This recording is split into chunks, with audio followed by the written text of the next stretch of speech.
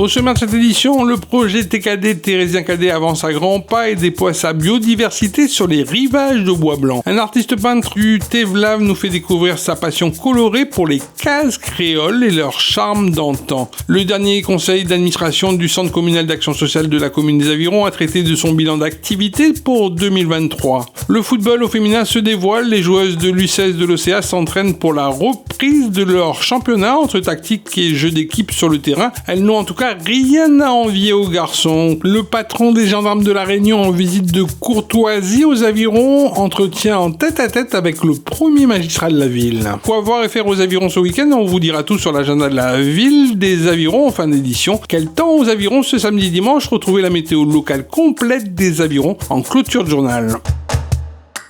Le projet Thérésien Cadet de la ville des Avirons, qui tire son nom du botaniste Thérésien Cadet, qui a pour but de mettre en terre 6000 plantes endémiques d'ici 2026, est une réussite pour la sauvegarde de la biodiversité de notre île. Environ 4000 plants ont été ainsi mis en terre depuis le début de la mandature. La serre du centre-ville joue désormais un rôle stratégique dans la production des espèces en local. Et cette semaine, c'est le Battant des Lames de Bois-Blanc qui a accueilli de nouveaux pensionnaires végétaux sur ses rivages. À l'heure d'aujourd'hui, on est à 4300 espèces endémiques et indigènes déjà plantées. Et comme vous venez de dire, on a notre petite serre maintenant. Donc on produit, on récupère les graines et on essaye de les accompagner au mieux pour pouvoir les replanter sur notre territoire. Là-dedans, on va voir bois de Judas, bois de poule, etc. Et tout ça, ça va repartir sur les différents sites. C'était important de créer cette serre? Oui, c'est très important parce que quand on n'avait pas notre serre, on dépendait un peu des hôtes. Et par exemple de l'APN, de la Civis et du département. Alors d'aujourd'hui, on a récupéré des plantes avec ces associations-là, mais maintenant on peut produire aussi de nous-mêmes. C'est-à-dire qu'on peut récupérer nos graines, nos plantules et mettre en pépinière, en nourrice, pour les accompagner au mieux. Sachant qu'on a une pépinière aussi au Thé-Vlave. Donc quand la pépinière des bas elle est pleine, on récupère les plants et on fait monter au Thé-Vlave. On parlait de bois de poule, de bois de Judas. Ce sont des plantes endémiques, mais il n'y a pas que ça. Il y a du bois de banane et tout ça, on va commencer à toucher vers quelque chose qui est rare. C'est ça, tu as tout résumé. Eh ben, les bois de pas de poule, les bois de Judas, les bois d'Arnette, pour nous, c'est sauvé.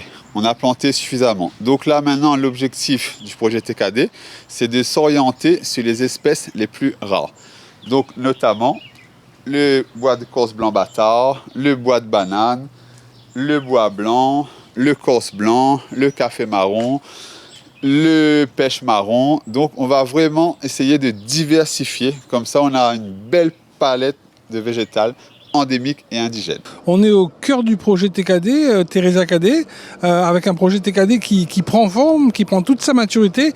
On est au bord de Bois-Blanc. On peut dire que le projet TKD est en pleine maturité et ça y est, on y est, 4000 déjà plantes plantées. On est vraiment sur la bonne voie. Oui, et donc souvent quand on présente le projet TKD, on est en forêt.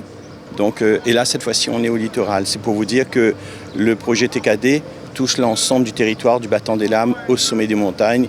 Et là, donc, on est au Battant des Lames. Et les plantes que vous voyez là sont des plantes qui ont été plantées il y a 1 an ou 2 maximum. Et on voit déjà, il y a une micro-forêt donc, d'espèces endémiques et indigènes. Donc, on a le veloutier ici, on a le porcher à côté, donc on a aussi le patata durand. On a plein d'espèces ici qui poussent généralement dans des mangroves. Et donc là, l'idée, c'est vraiment faire naître une forêt sur le littoral, parce que là, ça devenait un désert, un véritable désert. Il fait chaud et aujourd'hui, avec de l'ombrage, les gens qui arrivent commencent à comprendre un peu le travail qu'on est en train de faire parce que ça apporte une fraîcheur. Et puis, on est en train de sauvegarder donc, cet espace-là, naturel, en reboisant avec des plantes endémiques et indigènes. Ce jardin qui sort de terre, ce jardin endémique qui sort de terre à quelques mètres de la mer, il a été créé par plein d'initiatives. La démarche participative, elle est au cœur du projet TKD. Donc ici, sur Bois-Blanc, cette micro-forêt qui est en train de prendre sa place a été mise en place, certes par les agents de la commune, mais aussi donc, en faisant participer la population, donc des enfants, mais aussi l'hôpital de Saint-Pierre, donc, avec des enfants à mobilité réduite, sont venus ici mettre donc, leur touche à cette micro-forêt endémique indigène. Du battant des lames de bois blanc au sommet des montagnes du Tevlav, les avirons se déploient au gré de ces paysages insulaires représentatifs de toute la Réunion. Parmi ceux-ci, les cases créoles tiennent une place à part dans le cœur des Réunionnais. L'artiste peintre Jean-Marie Catelin, dont la case est nichée au Tevlav à l'entrée du parc national, en a fait sa thématique de prédilection. Il aime ainsi peindre depuis 26 ans ses habitations empreintes de créolité et de valeurs humaines universelles à partager. Je veux laisser des traces, moi. Pour que les gens ils voient comment c'était autrefois.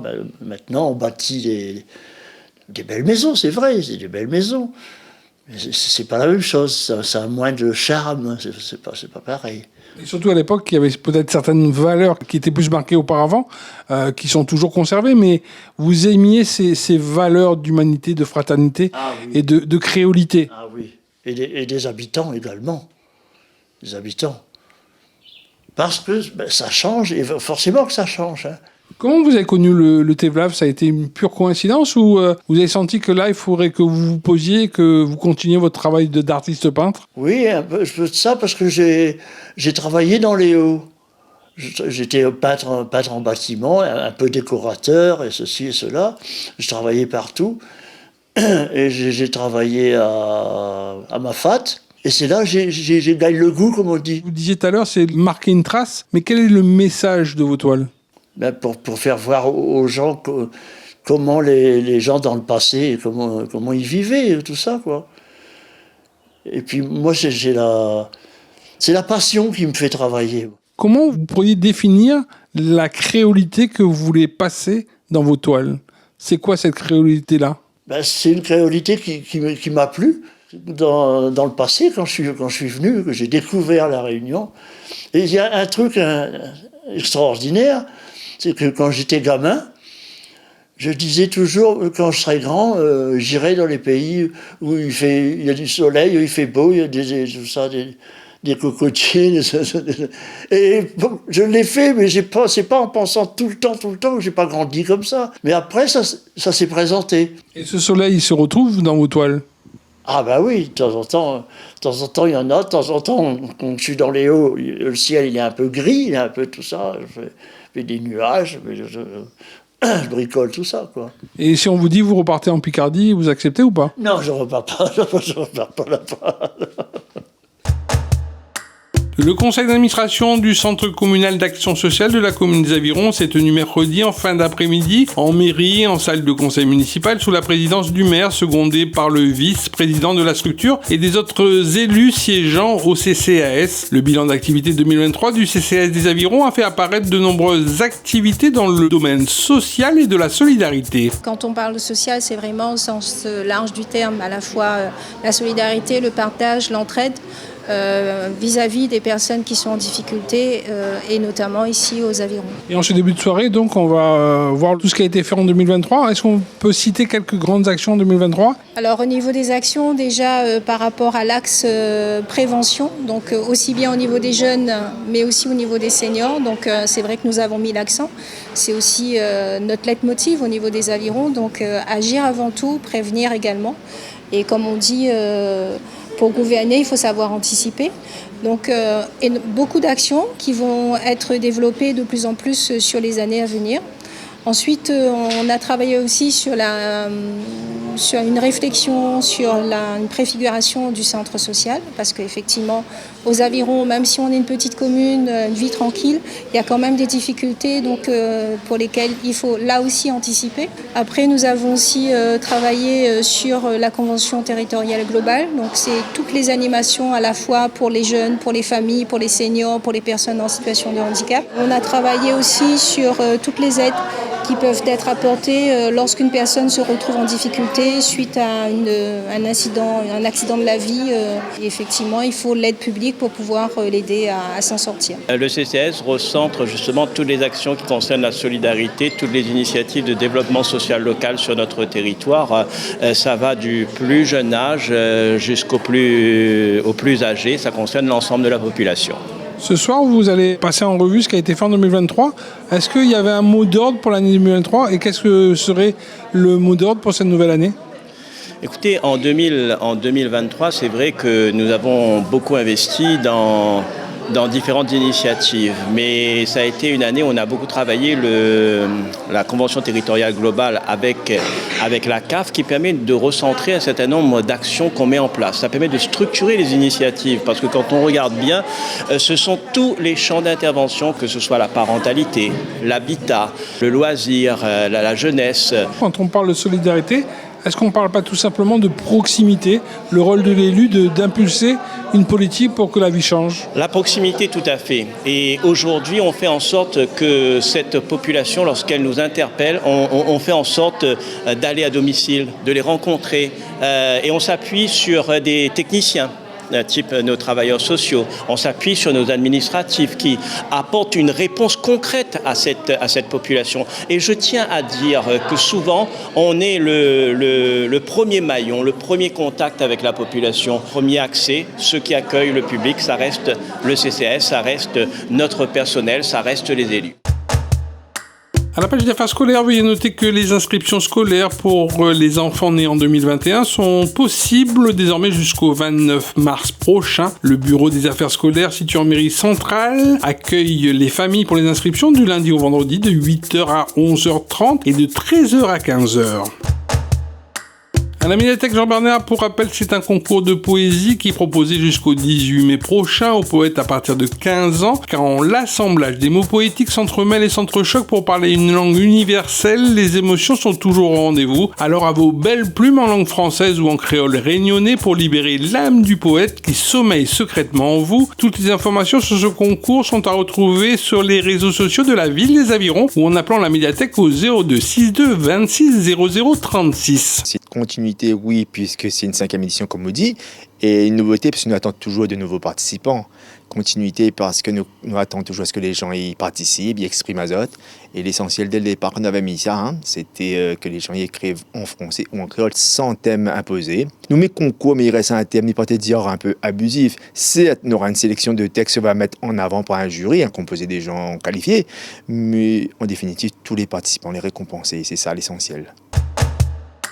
À la page des sports et concernant l'actualité du ballon rond sur la commune, Olympique Club des Avirons, désormais en D2 régional, lancera son championnat dès ce week-end avec la réception samedi du Chaudron. Dans les tribunes du stade de Polo-Brabant, de nombreuses jeunes filles qui font partie de l'équipe U16 des Avirons seront à coup sûr présentes pour supporter leurs grands frères. Des adolescentes qui elles aussi se préparent pour débuter leur compétition sur les pelouses réunionnaises. Elles se sont entraînées en début de semaine à domicile sous l'œil avisé de leur coach et de l'entraîneur de l'équipe première garçon de l'OCA. Le football féminin est en plein essor encore à La Réunion.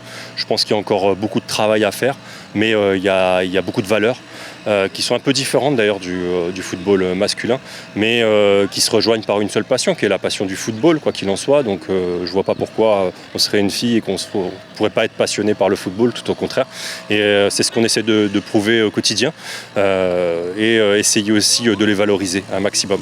Il n'y a pas longtemps, c'était la journée de la femme et voilà, on essaye d'organiser ce genre d'événements, notamment aujourd'hui autour de certaines théories autour du football, mais également accompagné donc, du coach de l'équipe première de OCA qui aujourd'hui nous fait le plaisir de participer à cet événement. Donc pour vous, c'est une reconnaissance que le coach de l'OCA vienne participer?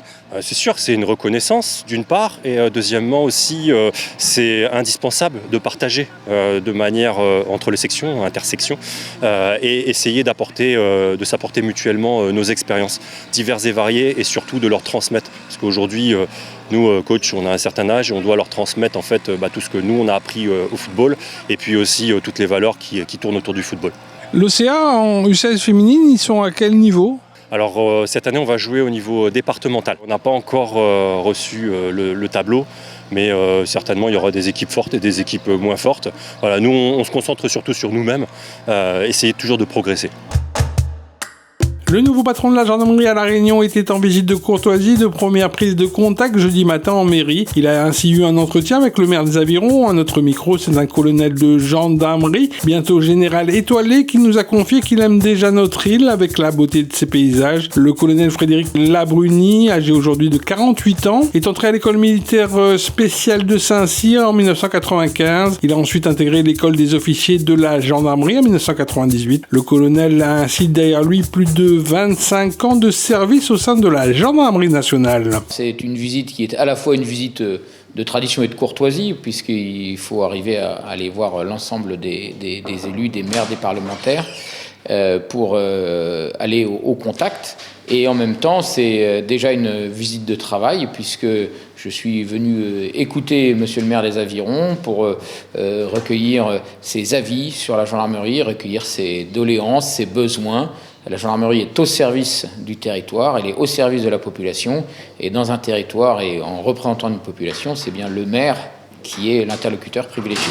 On nous dit souvent que les Avirons, ça représente la Réunion. Est-ce que depuis que vous êtes là, depuis quelques minutes, est-ce que vous avez senti ça ? Alors j'ai senti que les Avirons, ça représentait la Réunion par la beauté de ses paysages, par ses implantations, par l'accueil chaleureux de son maire et de sa population. Donc oui, les Avirons me semblent vraiment être typique de la Réunion et typique aussi des attentes des Réunionnaises et des Réunionnais en matière de sécurité.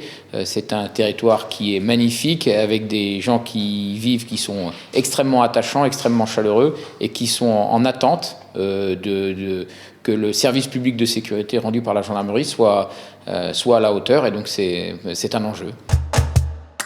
Bonjour Avironnais, Avironnaises, comment il est ? Voilà, c'est ici, sous ces kiosques, qui aura lieu le grand concours final de racines mélangées, patates, songes, conflore, tout ça à base de cuisine. Mais il y aura une présélection avant le 7 avril à l'espace couvert du marché forain du Tevlav, et le grand concours le dimanche 21 avril. C'est ici qu'aura lieu le concours Racines mélangées, dans ce restaurant-là, le Festival de terroir, le dimanche 21 avril. Et me signale Azote que les formulaires sont déjà sur Facebook. Nous comptons sur Azote, inscris Azote sur Facebook, viens Didine.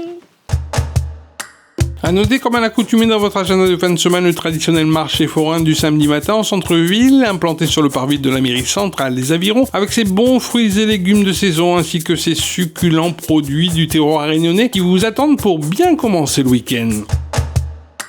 Dans le cadre de la journée de la femme qui se prolonge jusqu'à la mi-mars à la médiathèque Jean-Bernard des Avirons, la structure culturelle vous propose une rencontre le samedi 16 mars 2024 à 10h avec l'auteur Marie-Claude Derby pour son livre Ma vie ou de fille. La condition féminine à l'époque à La Réunion durant quelques décennies sera abordée.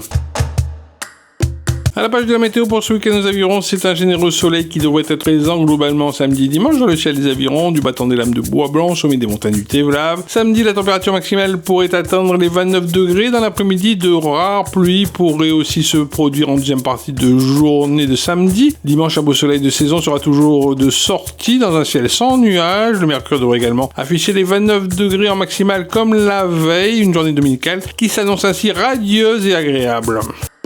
Merci de votre attention et restez connectés sur toute l'actualité de la ville des Avirons en continuant à nous suivre sur les plateformes YouTube, Facebook, SoundCloud ainsi que sur Instagram mais aussi sur www.mairie-aviron.fr.